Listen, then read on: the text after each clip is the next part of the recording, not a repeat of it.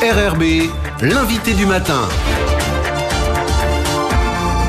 Bonjour Jean-François Bodin. Bonjour Nicolas. Et on évoque la situation des petites et moyennes entreprises ce matin avec votre invité. Oui, qui est Yann Lucien, le président de la CPME. Bonjour. Bonjour Jean-François. Merci d'avoir accepté notre invitation. Yann Lucien, vous êtes toujours inquiet de la situation économique actuelle ? Alors inquiet, je dirais pas que je suis inquiet. Je dirais qu'aujourd'hui, les TPE sont dans une situation tendue. On a beaucoup d'entreprises qui n'ont pas encore retrouvé leur chiffre d'affaires d'avant Covid. On voit que les Calédoniens consomment sur le territoire, mais la situation est encore un peu tendue, quoi.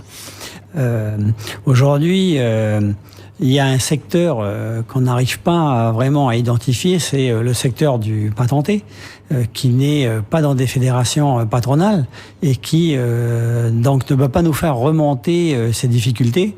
Et pour en avoir rencontré ce week-end à la foire, parce que j'ai été à la foire, à Fort de Bourail, à la foire de Bourail, j'en ai rencontré qui m'ont dit effectivement qu'ils étaient dans une situation désastreuse. Quel est le rôle de la CPME aujourd'hui auprès de ses adhérents ? Quelles sont les demandes qui vous sollicitent le plus ? Alors aujourd'hui, c'est vraiment l'accompagnement, résoudre tous leurs petits problèmes de trésorerie, de comptabilité, de demande d'aide. On voit que l'État a remis en place le PGE pour les entreprises qui étaient le plus en difficulté. Donc on est vraiment là pour accompagner toutes ces entreprises qui ont, quel que soit le besoin, je vous dis social. Hier, on a rencontré une boîte qui avait des difficultés avec ses salariés. Voilà. La plupart des entreprises ont sollicité les aides qui pouvaient exister, que ce soit au niveau de l'État ou des provinces. Oui. À ma connaissance, toutes les entreprises qui en avaient besoin l'ont fait. La plupart ont réussi à toucher les aides dans des délais raisonnables. On en a toujours qui n'en ont pas eu, malheureusement. Il faut qu'elles se rapprochent de nous, qu'elles se rapprochent des provinces ou de l'État pour voir pourquoi elles rentrent pas dans le cadre, en fait. Alors, voilà. Pour l'instant, c'est un gros rôle d'accompagnement, finalement, que vous menez avec vos adhérents. Tout à fait. L'accompagnement est primordial. Et on le voit bien avec la convention qu'on a signée avec la province des Îles Loyauté, où les entrepreneurs ont besoin d'un tuteur, en fait. Ils connaissent leur métier, ils ont des possibilités, ils ont des produits, de la marchandise à vendre, des services à proposer. Souvent, ils savent pas vraiment comment le mettre en place. Alors, la Calédonie n'est pas sauvée économiquement, même si aujourd'hui c'est un territoire Covid-free, mais il y a peut-être un risque éventuel. Vous pensez qu'il faut tout faire évidemment pour éviter qu'il y ait des cas de coronavirus en Calédonie, parce que sinon ça aurait des conséquences vraiment dramatiques pour l'économie calédonienne ? Il n'y a qu'à regarder ce qui se passe en Nouvelle-Zélande et en Polynésie française. On voit bien que la Nouvelle-Zélande, qui était confinée comme nous, qui a pris pratiquement les mêmes mesures que nous, se retrouve aujourd'hui avec des cas. La question que je me pose et qu'on se pose à la CPME, c'est est-ce que le gouvernement a mis en place un plan au cas où demain on a un cas de Covid qui arrive ? Parce qu'on ne pourra pas reconfiner.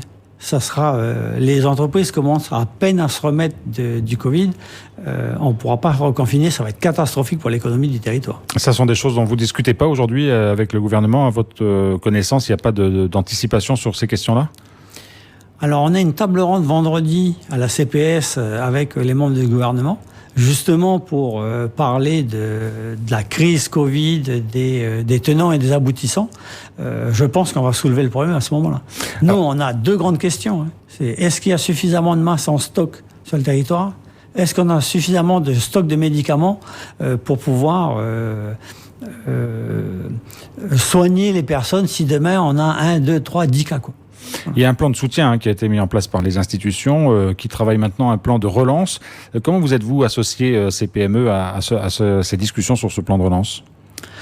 Alors, comme les autres organisations patronales et syndicales même, on a été interrogé par le gouvernement, par le cabinet de Christopher Gilles. Ils nous ont présenté des mesures Certaines sont bien, certaines ne nous plaisent pas. Aujourd'hui, on peut pas faire supporter tout le manque de recettes de la TGC par le secteur des services, par exemple. On pense que la simplification de la TGC, elle peut passer par d'autres moyens. Pourquoi aujourd'hui c'est le commerçant qui doit exonérer la personne qui vient, qui a des exonérations de TGC? Non, le commerçant il fait sa facture normale avec sa TGC et la personne qui a l'exonération va se faire rembourser par le territoire. Voilà. C'est pas notre métier de faire des factures hors TGC, quoi. Donc vous pensez, vous êtes pour une simplification de la TGC quand même? Alors on est pour une simplification de la TGC, on est pour, au pire, enlever un taux, mais il faut mieux, pour moi, il est préférable de réduire le taux de 22 et le taux de 11 que de faire porter, que de passer un taux de 6 à 11 par exemple. La TGC et sa simplification éventuelle ne va pas tout résoudre. Est-ce qu'il y a d'autres mesures pour lesquelles vous plaidez, vous, fédération patronale? Alors aujourd'hui, nous, on a depuis un certain nombre d'années, on parle de la TGC redistributive. On pense qu'il faut mettre de la fiscalité sur les recettes pour le social, pour redonner du pouvoir d'achat aux salariés et pour faire baisser le coût du travail. Aujourd'hui, c'est vraiment l'entreprise qui paye toutes les factures, toutes les recettes des salariés vont directement à la CAFAT. Aujourd'hui, on dit ça ne peut plus être possible, quoi. Il faut vraiment mettre un impôt pour la CAFAT, quoi. Alors pourtant, on sait bien que la tendance n'est pas à rajouter des impôts aujourd'hui, et les membres du gouvernement le disent, ce serait une catastrophe si on rajoutait des impôts. Alors c'est un peu la quadrature du cercle. Comment faire pour trouver de l'argent sans imposer plus? Peut-être moins dépenser, peut-être mieux orienter la dépense. Par exemple? Par exemple, quand un garçon veut devenir une fille, c'est pas obligé que ce soit la communauté qui paye son hospitalisation, quoi, et son intervention. Quand demain vous mettez un anneau gastrique à quelqu'un, ça coûte, paraît-il, 12 millions. Moi, je veux bien, quoi. Mais c'est pas à moi, chef d'entreprise, à payer pour ça, quoi. La personne qui veut maigrir, ou il fait un régime, ou il prend son chéquier puis il paye, quoi. Voilà. Peut-être qu'à partir de là, on va faire des vraies économies, quoi. Vous pensez qu'il faut aller chercher des économies encore dans des secteurs qui nécessitent vraiment de faire des économies? Ça veut dire, en gros, vous nous dites qu'il y a des abus ou des dépenses inutiles? Je dirais pas ça. Je dirais qu'aujourd'hui, on a un plan d'Ocamo qui a été voté par le gouvernement. Il doit être appliqué. Parce que dans le plan d'Ocamo, il y a des vraies mesures qui permettent de faire des économies, qui permettent de réorienter les dépenses. Est-ce que vous travaillez toujours en interpatronal sur ces sujets-là? Est-ce que vous arrivez en force, entre guillemets, vous, formation patronale, lorsque vous discutez avec le gouvernement? Aujourd'hui, je dirais qu'on est en étroite collaboration, effectivement, avec le MEDEF et l'UDP. Et toutes les mesures qui vont être prises dans les jours qui viennent et les propositions qui vont être faites au gouvernement et en à la CAFAT, parce que M. Nepéoun veut aller au conseil d'administration de la CAFAT, vont être discutées en interpatronal, effectivement, pour qu'on arrive avec le même discours, quoi. Donc vous allez faire aussi des propositions. Le MEDEF nous disait, j'imagine que la CPME sur la même ligne, on veut pas simplement participer au dossier, mais aussi être force de proposition pour éventuellement envisager des solutions. Tout à fait. Il faut que on se réfère vraiment aux entreprises. Les acteurs aujourd'hui économiques, ce sont les entreprises, les entrepreneurs, les patentés. C'est à eux qu'il faut demander quel est leur positionnement et par où on peut y arriver.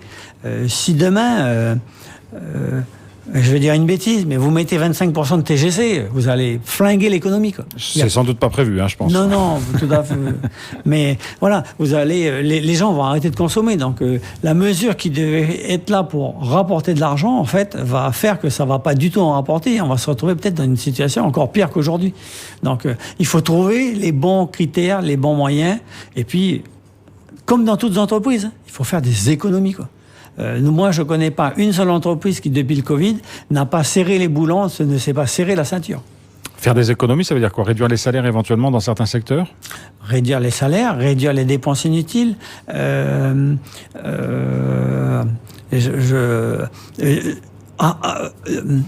Arrêter de multiplier les bureaux, les contrôles, les organisations qui... Je ne vais pas dire qu'ils ne servent pas à grand-chose, mais on peut peut-être mutualiser des services dans l'administration. Voilà. Avec un travail de simplification. Avec un travail de simplification. Mais il faut mettre tous les acteurs autour de la table. Il faut mettre les syndicats, il faut mettre les patrons, il faut voir qui on peut mettre à la retraite, qui on a besoin de déplacer d'un service à l'autre parce qu'il y a un service qui a besoin de plus de contrôle. Mettons plus de personnes à l'ADE pour faire des contrôles, pour voir si personne ne triche sur la TGC, et diminuons des personnes qui sont dans des services qui servent aujourd'hui, dans le service touristique. Je sais pas ce qu'ils font, quoi, dans l'administration, quoi. Yann Lucien, vous l'avez évoqué, il y aura vendredi une table ronde à la CPS, avec tous les acteurs économiques et les partenaires sociaux pour parler de ce plan de relance.